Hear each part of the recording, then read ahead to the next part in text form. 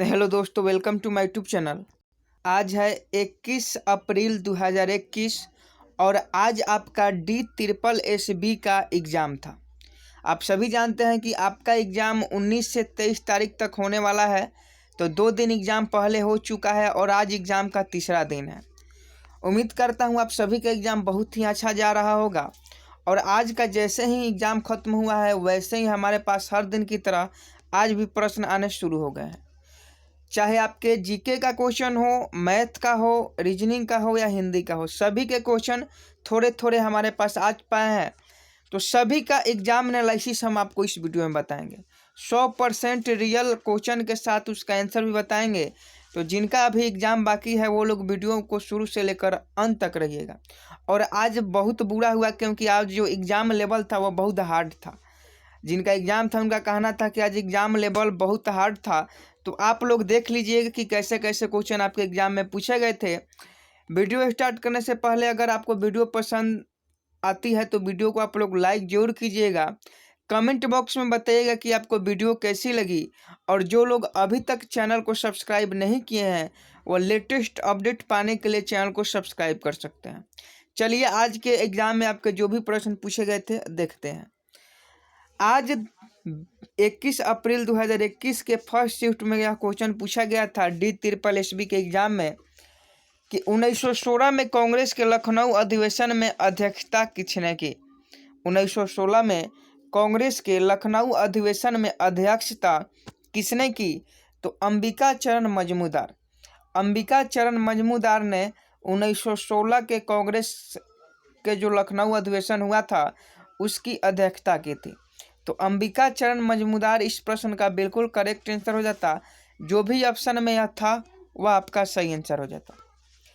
एक क्वेश्चन पूछा था पानी में घुलनशील विटामिन कौन सी है? तो बी और सी।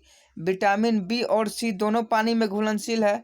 तो अब आपके ऑप्शन में बी था या सी था या दोनों था, यह आप कन्फर्म है तो आप हमें बताइएगा।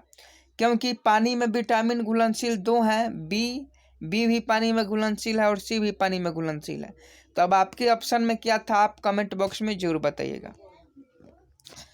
एक क्वेश्चन लोकसभा का आर्टिकल आपसे पूछा था कि लोकसभा का आर्टिकल कौन सा है। लोकसभा किस आर्टिकल में लोकसभा का उल्लेख किया गया है? तो 81 81 जो है अनुच्छेद 81 उसमें लोकसभा का वर्णन किया गया है। आने वाले शिफ्टों के बच्चे ध्यान रखेंगे कि संसद पूछे तो संसद का आर्टिकल 79 है।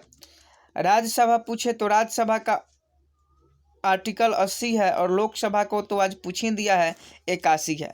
याद करने का ट्रिक है सरला। स से संसद 79, आर से राज्यसभा 80, ल से लोकसभा 81। एक क्वेश्चन देखिए यहाँ पूछा गया था कि बौद्ध संगति से प्रश्न थे। आपके एग्जाम में बौद्ध संगति से एक प्रश्न थे लेकिन क्वेश्चन हमारे पास नहीं आ पाया है। तो हम पूरा बौद्ध संगति आपको करवा दे रहे हैं ताकि कोई भी क्वेश्चन पूछा गया था वह आप वीडियो देखने के बाद आपको मालूम चल जाएगा, या जिनके आने वाले शिफ्ट में है अगर उनसे पूछता है तो उनका क्लियर हो जाएगा।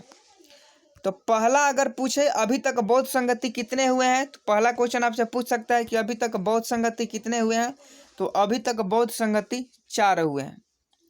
पहला हुआ था राजगृह में अजात शत्रु के शासनकाल में। दूसरा हुआ था वैशाली में कालाशोक के शासनकाल में। तीसरा हुआ था पाटलिपुत्र में अशोक के शासनकाल में। चौथा हुआ था कश्मीर में कनिष्क के शासनकाल में।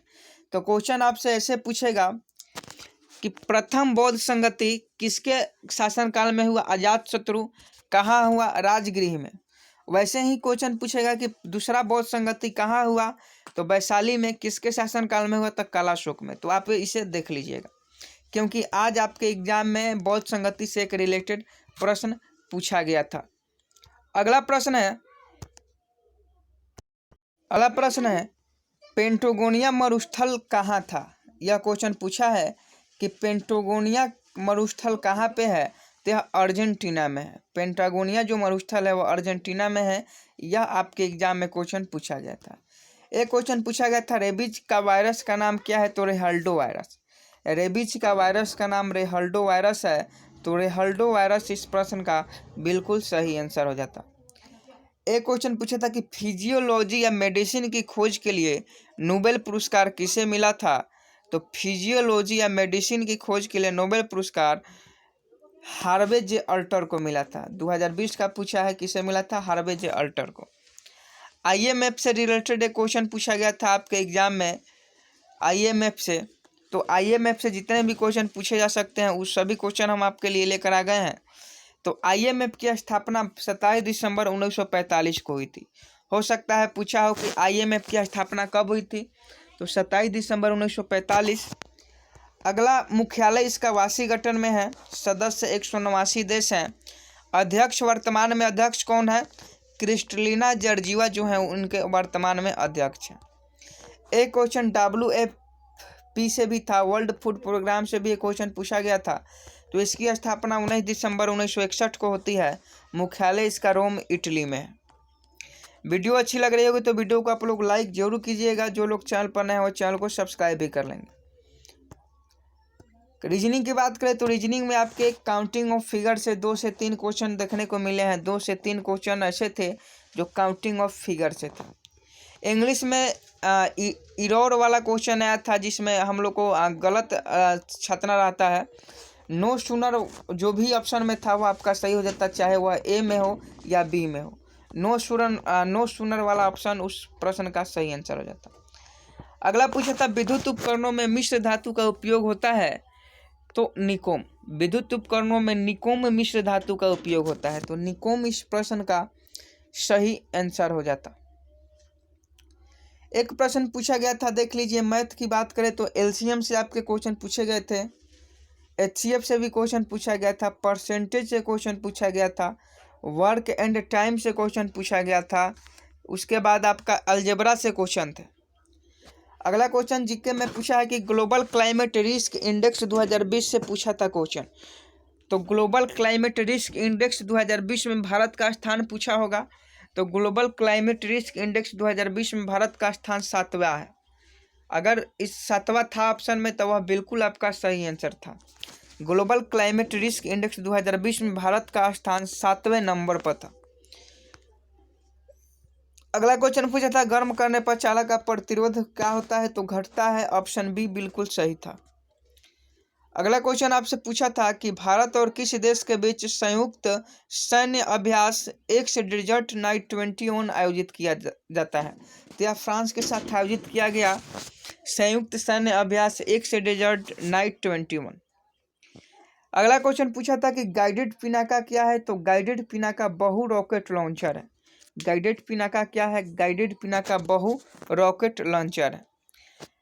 इंग्लिश में ऑर्थोडॉक्स का एंटोनेम पूछा था, तो ऑर्थोडॉक्स का एंटोनेम हेरेटिकल होता है। ऑर्थोडॉक्स का एंटोनेम हेरेटिकल होता है। एक क्वेश्चन पूछा था रीजनिंग का कि QNRPTSWW, तो यहाँ ध्यान से देखिए। तो पहले सीरीज वाइज सीरीज क्वेश्चन है। Q के बाद R है, मतलब 1 बढ़ रहा है। R के बाद T है, मतलब 2 बढ़ रहा है। T के बाद W है, मतलब 3 बढ़ रहा है। तो अगला बार क्या बढ़ाएंगे? 4 बढ़ाएंगे तो A आ जाएगा। वैसे ही बढ़ा दीजिएगा तो B आ जाएगा। तो AB वाले ऑप्शन जो भी था वो आपका सही था। एक क्वेश्चन पूछा था कि आर्टिकल 343 किससे संबंधित है। आर्टिकल 343 किससे संबंधित है, तो आर्टिकल 343 जो है आपका आधिकारिक भाषा से संबंधित है, ऑफिशियल लैंग्वेज से संबंधित है आर्टिकल 343। तो इसका राइट आंसर ऑफिशियल लैंग्वेज हो जाता। अगला पूछा था, ओजोन परत किसमें स्थित होता है, तो ओजोन परत स्ट्रेटोस्फीयर में स्थित होता है। ओजोन परत किसमें स्थित होता है? स्ट्रेटोस्फीयर में। स्ट्रेटोस्फीयर वाला ऑप्शन बिल्कुल सही था।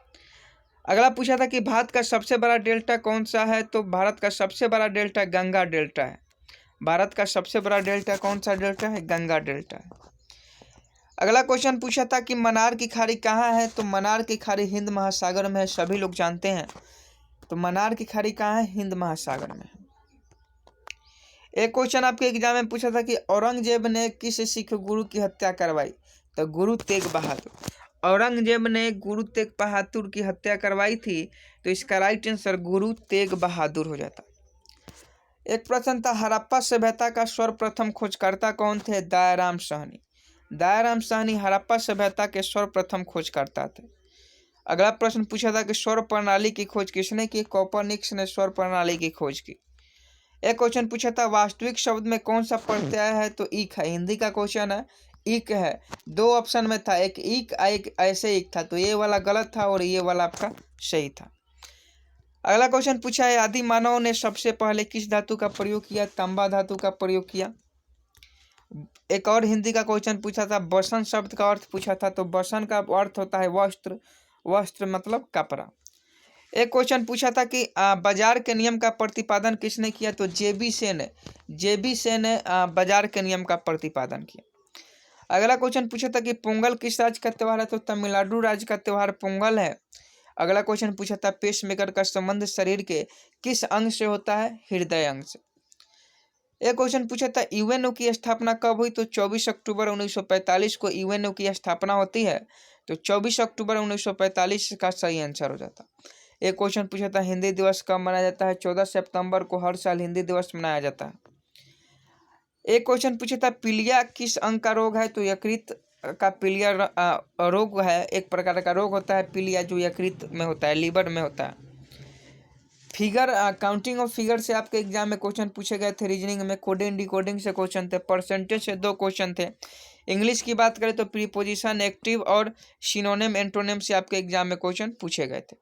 तो अभी तक हमारे पास इतने ही क्वेश्चन आ पाए हैं। जैसे ही पूरे क्वेश्चन हमारे पास आते हैं आपको करवाया जाएगा, लेकिन लगभग हमारे पास जीके के 30 से 35 क्वेश्चन आ गए थे जो आपको हम इस वीडियो में करवा दें। अगर आपका भी एग्जाम है तो आप लोग स्टैटिक जीके पर ज़्यादा ध्यान दीजिए, क्योंकि वहाँ से आपके एग्जाम में हर शिफ्ट में पूछा जा रहा है। वीडियो अच्छी लगी होगी तो वीडियो को आप लोग लाइक जरूर कीजिएगा, और कमेंट बॉक्स में आप कमेंट जरूर कीजिएगा कि आपको वीडियो कैसी लगी, आपका किस शिफ्ट में एग्ज़ाम है, आपका एग्ज़ाम कैसा गया, आप हमारे साथ शेयर जरूर कीजिएगा कमेंट बॉक्स में कमेंट कर।